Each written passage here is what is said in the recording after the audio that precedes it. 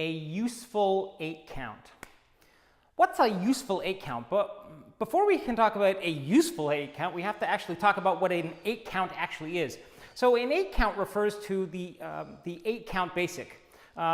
What we in Argentine Tango refer to as the simple basic move that everything from Tango derives from. That's not necessarily the truth, but this is usually a way for most people that want to learn about the dance can learn about the dance. All right, so what does an 8 count actually look like?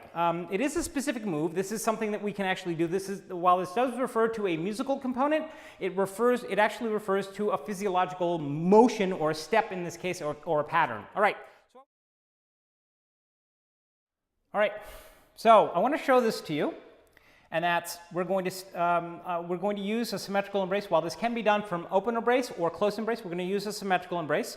Also, we can do this from cross or parallel system. It does not matter. We're going to employ parallel system here as the baseline.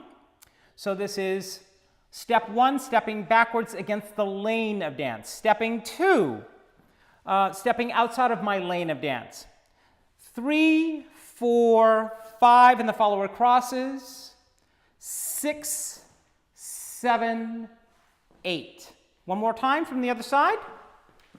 1, 2, 3, 4, 5, 6, 7, 8. Yes? From in camera.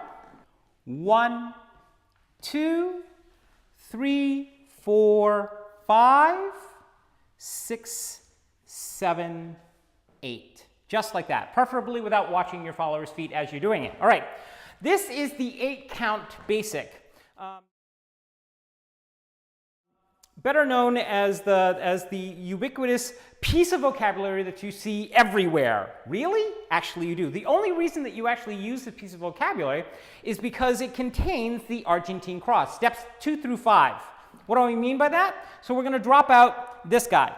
We're going to drop out this guy. The only one that we really care about is this guy. That's it. And everything else we don't necessarily care about. All right. There is this relevant theory that we use it solely as a teaching tool. And there's nothing wrong with that idea. It just has a few basic flaws in it. And so I want to point these flaws out to you because they are important aspects, and they deal specifically with navigation. All right, so if my line of dance is that way, remember, step 1 is what? It's stepping backwards against the line of dance. Now, what I've done is I've essentially pissed off this couple right here. Less than desirable. All right. Now, assuming that that my line of dance is towards the camera, and I'm about to piss off that couple. So let's piss off that couple one more time because it was so much fun. Now I'm stepping out of my lane of dance. So I'm essentially existing between not just this lane, but this lane. So now I've essentially pissed off this couple over here, assuming that there was another lane of dance there. So I'm going to comfortably exist between 2 lanes of dance. 3, 4, 5, and the follower crosses their feet. Now, here comes problem number 3. Problem number 3 is we take one more step and we step back into my originating line of dance and my originating lane of dance. So not only have I pissed off this couple, but I have essentially disrupted the lane and line of dance and the progression of the dance and really the ronda of the dance.